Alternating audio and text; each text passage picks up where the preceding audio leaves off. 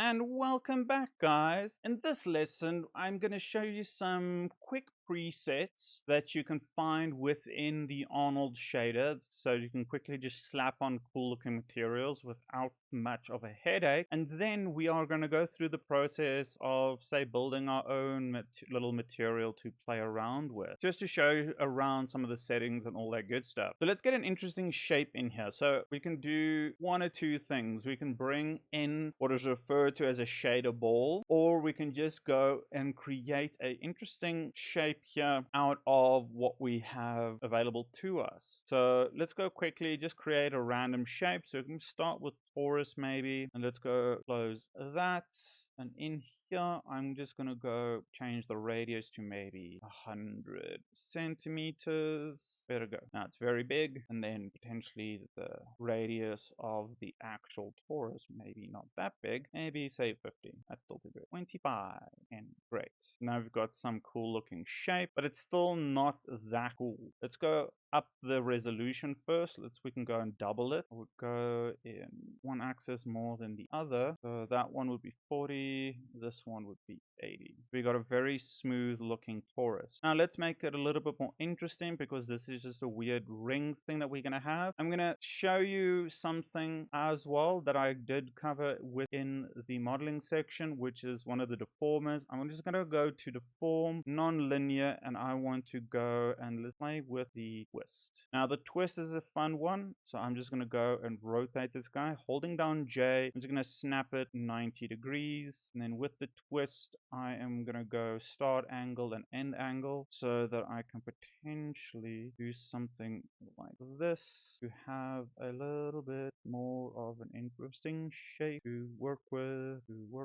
Go 0.5 of the envelope, me 1, then maybe 100 here, and negative 100. So we get a cool little shape like that, what we can play with. Go negative 5. Let's leave it at negative 1. Okay, we got an interesting shape. So we can do that, grab this guy, and delete its history. Now we got a weird shape thing. Okay, we got something working for us. Now I'm going to go back and open up my hypershade. I am going to go and let's snap this guy to the side here. And now let's go create a shader, and let's go and find the standard surface shader, which is in here. There we go.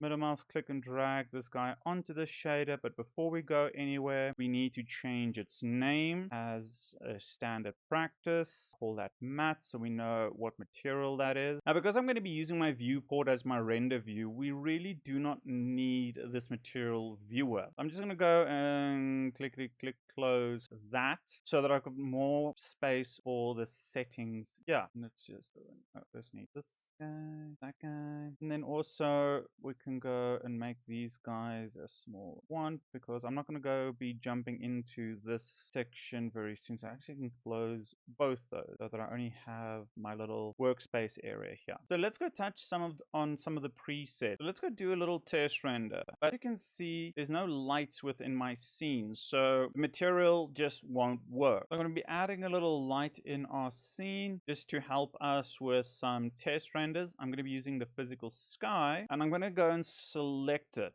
And the reason for this is I want to put it onto its own layer, so that I don't by accident select it while we're doing test renders and all that good stuff. So I'm going to go create a new empty layer with it inside, and we're going to go rename this layer to sky underscore L for layer.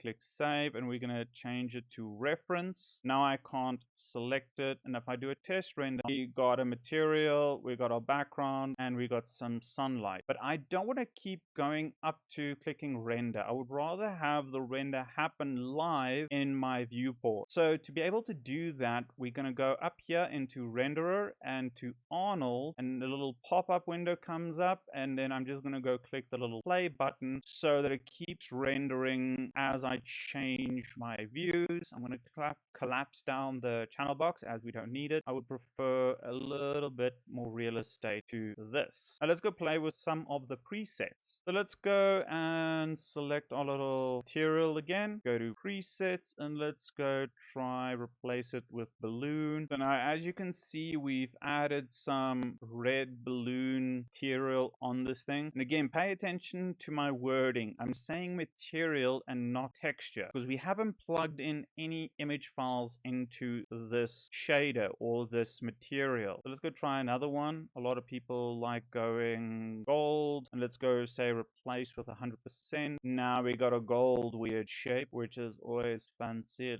Now officially we've created an art installation. Boom. The installation, I call this the squiggly bit. Now let's go try something else. A lot of people also like playing with chrome. I'm gonna go replace it. As you can see, we get a perfect mirror object in our scene. It's reflecting itself as well as the environment, which is pretty amazing. Maybe two more. Let's go make a bubble. Boom, bubble. Look at that. We can see through the object as if it's a bubble, and it looks amazing. But it doesn't bend the light as much as glass would. So let's go play with glass. So if we go change this to glass 100%, now you can see the environment being bent through this object, and it looks like it distorts the environment. This is called refraction. So the light enters glass, it physically bounces around in it, and then it exits again. And with glass, the light does not exit the same